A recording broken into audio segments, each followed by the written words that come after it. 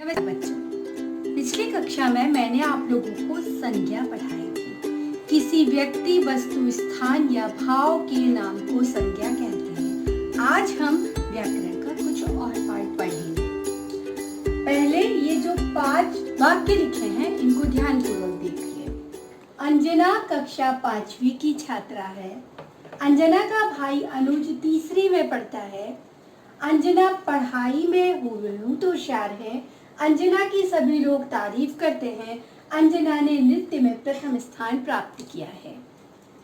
ये जो अंजना शब्द है यानी कि संज्ञा है ना, संज्ञा शब्द है। इसके बार बार प्रयोग से भाषा का जो सौंदर्य है वह कम हो रहा है। यदि इसके स्थान पर मैं ऐसे लिखूं, अंजना कक्षा 5वीं की छात्रा है, अंजना की जगह हम लिख सकते हैं उसका भाई अनुज तीसरी कक्षा में पढ़ता है, वह पढ़ाई में बहुत होशियार है, उसकी सभी लोग तारीफ करते हैं, उसने नृत्य में प्रथम स्थान प्राप्त किया है। तो भाषा का सौंदर्य कुछ और अधिक बढ़ गया है। ये जो शब्द हैं बच्चों, उसका, वह, उसकी, उसने, ये शब्द जो हैं वो क्या कहलाते हैं? सर्वनाम शब्द कहलाते हैं। अब हम कह सकते हैं कि संज्ञा के स्थान पर प्रयोग किए जाने वाले शब्द सर्वनाम कहलाते हैं। आज हम इस वीडियो में यही पढ़ेंगे कि सर्वनाम किसे कहते हैं, सर्वनाम के का प्रयोग किस तरह से किया जाता है और सर्वनाम के कितने भेद होते हैं। ये जो सर्वनाम शब्द मैंने यहाँ पे लगाया है, इसको आप, मैं, मेरा, हम, आप भी कोई भी सर्वनाम लगा करके आप इसको पुनः दोहरा सकते हैं। जैसे कि अगर मैं कह करके संबोधित करो, आप अगर संबोधित कर रहे हो तो आप क्या कहोगे? मैं कक्षा 5वीं की छात्रा हूं। ठीक है, मेरी यहाँ क्या आ जाएगा? मेरा भाई अनुज तीसरी कक्षा में पढ़ता है, वह पढ़ाई में बहुत होशियार है। क्योंकि आप भाई की बात कर रहे हो, उसकी सभी लोग तारीफ करते हैं, उसने नृत्य में प्रथम स्थान प्राप्त किया है। तो मैं, मेरा, वह, उसका, उस, मैं, मैंने, हम, तुम, हमारा, तुम्हारा, ये जो शब्द हैं ये सर्वनाम शब्द कहलाते हैं। सर्वनाम शब्द के प्रयोग से भाषा का जो सौंदर्यीकरण है वह अत्यधिक बढ़ जाता है। तो बच्चों, सर्वनाम की परिभाषा इस तरह से हो सकती है कि संज्ञा के स्थान पर प्रयोग किए जाने वाले शब्द सर्वनाम शब्द कहलाते हैं।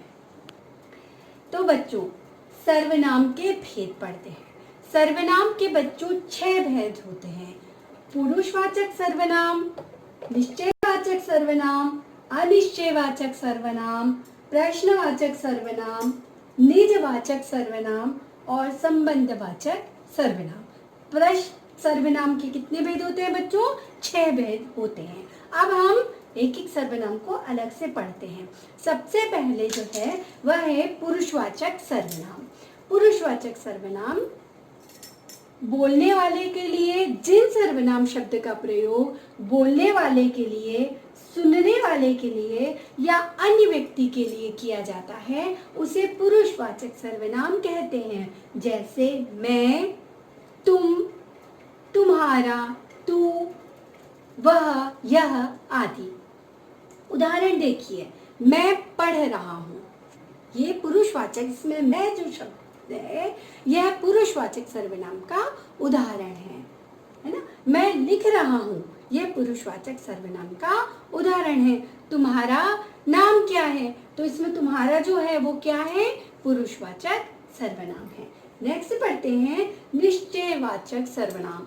जिन सर्वनाम शब्दों से निश्चय व्यक्ति या वस्तु का बोध होता है उन्हें निश्चयवाचक सर्वनाम कहते हैं। जैसे यह, वह, यह मेरा घर है, तो निश्चित वस्तु का बोध हो रहा है। या फिर दूसरा उदाहरण देखिए, यह मेरी अलमारी है, तो किसकी अलमारी है? मेरी, निश्चित है ये।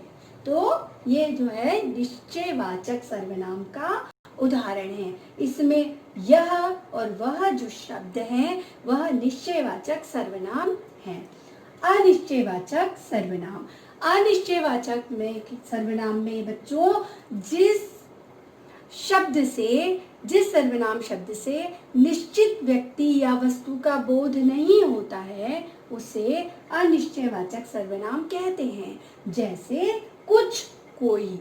अब दरवाजे पर कोई खड़ा है, हमें पता नहीं है कौन खड़ा है, कोई खड़ा है, तो ये अनिश्चयवाचक सर्वनाम है। दूध में कुछ गिर गया है, हमें पता नहीं है क्या गिरा है, तो कुछ जो शब्द है वो क्या है? अनिश्चयवाचक सर्वनाम है। चाय में कुछ गिर गया है, क्या गिरा है नहीं पता है, तो यह अनिश्चयवाचक सर्वनाम है। अब नेक्स्ट पढ़ते हैं प्रश्नवाचक सर्वनाम। जिस सर्वनाम शब्द का प्रयोग प्रश्न पूछने के लिए किया जाता है उसे अनिश्चयवाचक सर्वनाम कहते हैं। कहाँ, क्या, तो ये क्या है? तुम कहाँ जा रहे हो? कहाँ जो है प्रश्न पूछा जा रहा है तो यह प्रश्नवाचक सर्वनाम का उदाहरण है। आगे देखिए निजवाचक सर्वनाम।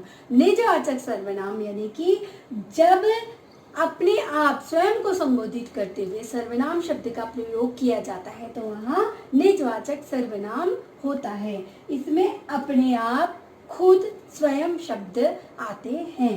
जैसे मैं अपना काम खुद करूंगी, तो खुद जो आया है वो क्या है? निजवाचक। निज यानी खुद, स्वयं, अपना। तो अपने आप के लिए जब संबोधित किया जाता है तब वहां पर निजवाचक सर्वनाम होता है। मैं अपने कपड़े आप प्रेस करूंगी, तो यह जो अपने कपड़े आप आया है वो क्या है? वह निजवाचक सर्वनाम का उदाहरण है। संबंधवाचक सर्वनाम, जिन सर्वनाम शब्द का प्रयोग संबंध बताने के लिए किया जाता है उन्हें संबंधवाचक सर्वनाम कहते हैं। जैसा, वैसा, जो, सो, जिसकी, उसकी। उदाहरण देखिए, जैसा बोओगे वैसा काटोगे, जो मेहनत करेगा उसे फल मिलेगा, जिसकी लाठी उसकी भैंस। तो बच्चों आज मैंने आप लोगों को सर्वनाम पढ़ाया और सर्वनाम के भेदों से आपको परिचित कराया। अब सर्वनाम के भेद जो है वो एक बार अच्छे से पढ़िएगा, समझने का प्रयास कीजिएगा। तब तक घर पर रहिए, सुरक्षित रहिए, खुश रहिए।